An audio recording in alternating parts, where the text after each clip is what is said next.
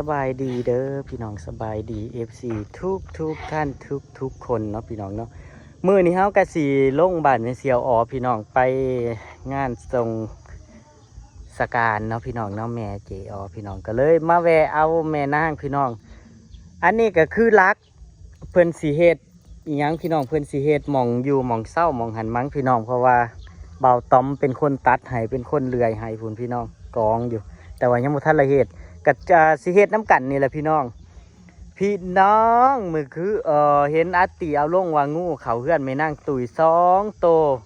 กอดรัดฟัดเวียงกันอยู่พี่น้องมาเบิ่งป้ายเฮือนนั่งก็คือบ่มีนั่งคือบ่มีป้ายเฮือนพี่น้องเลขที่เท่าใดอิหยังก็บ่มีพี่น้องเอ้ยสิซื้อจังใดล่ะบัดนี้ฮานอยมือแรงพี่น้องห้วยลาวนี่พี่น้องนี่มีแต่เลขนี่นี่ค่อยมากอยู่ได้พี่น้องนี่มีแต่ตัวนี้แหละพี่น้องนี่จ้าแต่ว่าไปห้องไปเพื่อนทะเบียนทะเบียนบ้านยังบ่มีพี่น้องนี่บ่มีแปลกปกติมันก็ต้องมีแหละเนาะติดหมู่มือจังเสียนเด้ล่ะมันเข่ามองใดทางนี้บ่ที่มันนี่นะมื้อคืนเนี่ยเฮ้ยที่นั่งถ่ายลงครับบ่แม่นทางนี้เนาะทางหน้าแต่ว่า2 โตนะบ่แม่นทางนี้อยู่ทางหน้าพี่วะทางหน้าพี่มั้งไม่เห็นวะใช่ที่เห็นในคลิปเลยพี่น้องเห็นในคลิปอาติเอาลงนะนายสิมองนี่มั้งนายสิมองนี่แหละพี่น้องหรือว่าจังใดนายสิมองนี่แหละที่นางอาติเอาลงมาขึ้นนี่นะ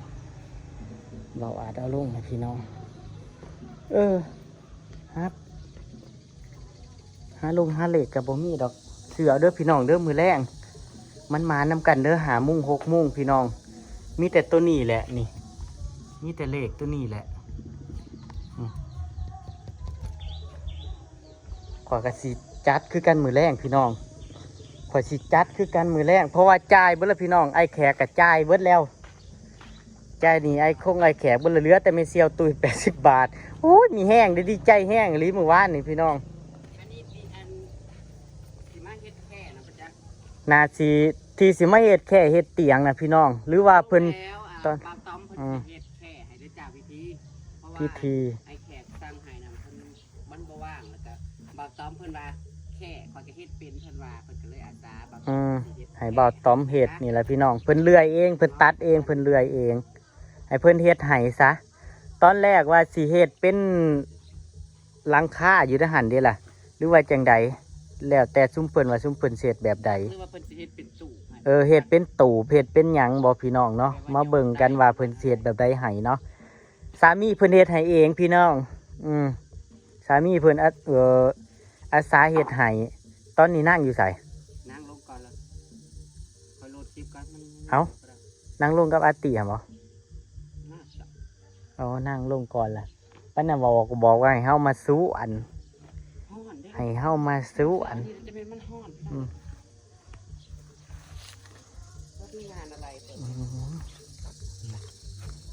เป็นงูนอยู่ดกแห้งอะไรหมักหน้าพี่น้องหมักหน้าอันนี้คือหมักพริกกับผักหอมนั่งลงใหม่นั่งโหลดคลิปตั้งแต่8 โมง 7 โมงผมยังบ่ได้อีกสัญญาณบ้านคืมมือนี่ไพ่กับห้องโอ้ยอยู่ได้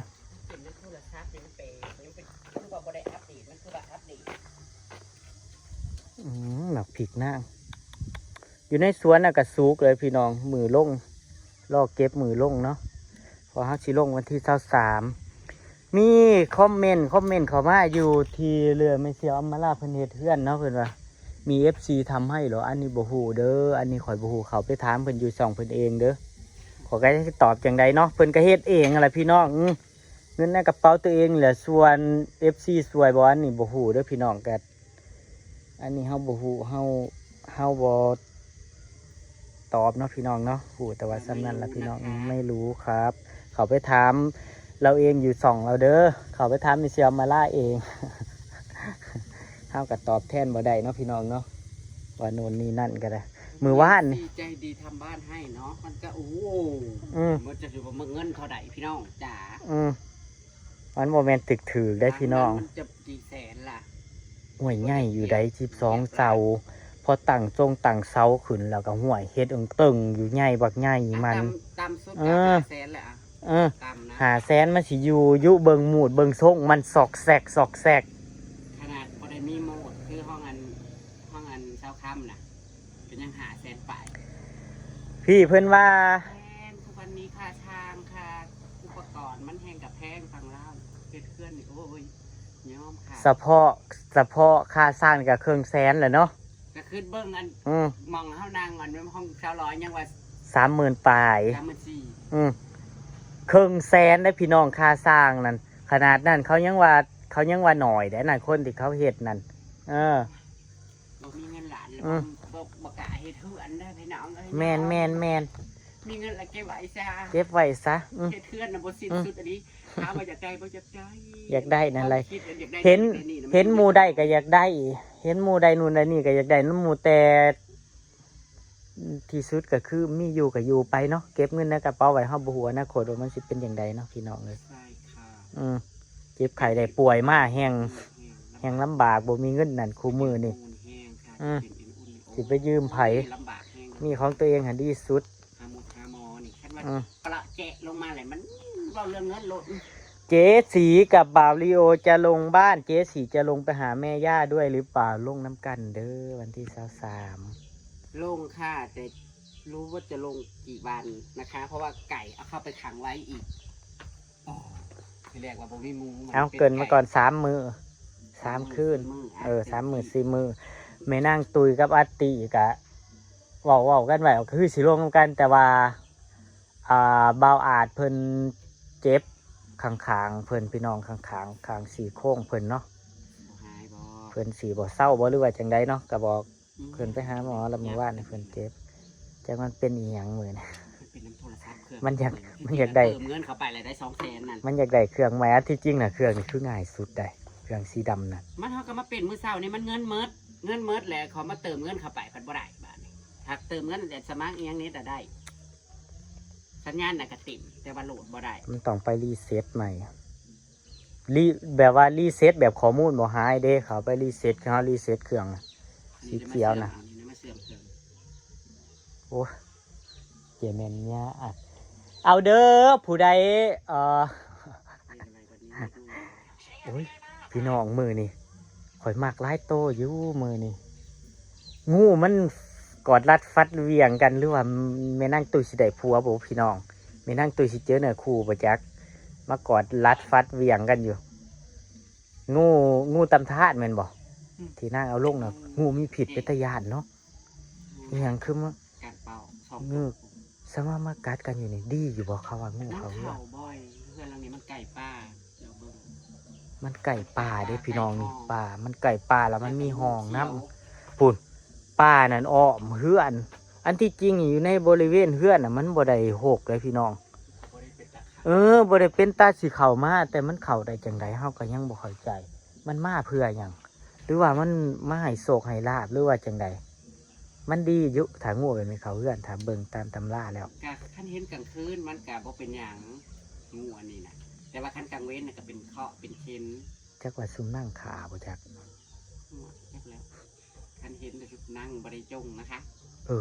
ไม่นั่งตุยขาดี มี ได้ พิษป่านนี่นั่งที่จงบอก งูมีผิดซ้ำแต่สำหรับบ้านเฮานั่นทั้งเขตทั้งนั้นนั้นมันเข้าจังสิเสียเคราะห์ใดเสียเคราะห์ใดเขาต้องไปเบิ่ง งูอันนี้นะมันเห็นไฟ เป็นตาย่านนะพี่น้องงูอันนี้ขนาดเฮาไปเยื่องเขียดเยื่องกบน่ะตามห้องมันไล่ข่อยก็เคยมันไล่อยู่ตอนข่อยไปอยู่น้ำยาข่อยแล่นจนว่าหัวซักหัวขวม นี่ก็เครื่องยืนทานนะ สิไปกินท่านพี่น้องจะไปกินท่านเพราะเพิ่นเอาลงปลามือนี่เอาลงกันเนี่ยสิประมาณบ่ายโมง ป่านนครนะคำ3 โมง เขาคือเสียลงเขาคือเสียลงทำ บ้านเขาน่ะ แต่ละหมู่บ้านแต่ละหมองแต่ละที่พี่น้องสิบอกคือกันบางคนกับเที่ยงบ่ายโมงก็เอาลงแล้วจังสิบางคนกับ3-4 โมงแล้วแต่เลิกแต่ย่ามของเขานะพี่น้องเฮากัดสิอยู่จนทรงสกันแล้วเวลาพี่น้อง หมู่เพื่อนกับหมู่เพื่อนเพิ่นกับมาหลายอยู่เสียวมงมาหลายยังกับมาเบิดทุกคนนี่พี่น้องไปส่งสายการเนาะพี่น้องเนาะแต่มือนี่ข้อจุกโศกมันมาน้ำกันเด้อพี่น้องเด้อเลขงามเฮ้ยอยู่ตัวหนานะนี่ยันหน้านะติดอยู่เฮามากอยู่เลขตัวเฮามากอยู่ เฮ้ยยังขึ้นมาตีอยู่ เลขที่เข้ามาติดนั่นดิเห็นไปเจออยู่มันมีแต่อันเดียวนะ เขามาสำรวจนะ อ่ะ มันมี มัน แต่เล มี ข บ่ไปเงินนางมาทันมีบ่ มันบ่มีอย่างไรยังว่ามันคือบ่มีป้ายเฮือนบ่มีมงมีหมู่บ่อันนี้เขาเอิ่นหมู่หยังซะหม่องเฮือนหน้าไง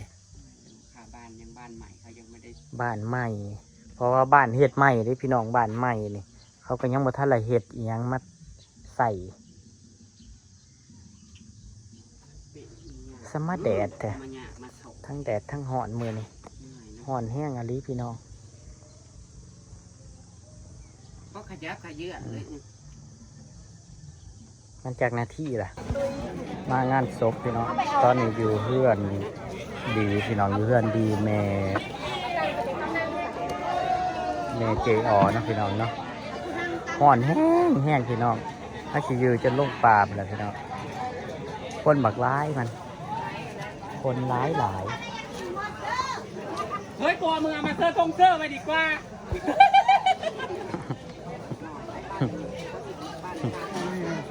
มาได้เกือบสิ้นสื่อมาขึ้นนี่ฮะเกือบสิ้นสื่อเกือบเหลือแต่สื่อมาขึ้นนี่ ก็ดูแต่ชื่อพี่น้อง เกือบเหลือแต่สื่อเขาเบิ่งอยันกินเพราะว่าซองโตมันครบกันบ่แม่นวะ ตัวเดียวจ้ะ ตัวเดียว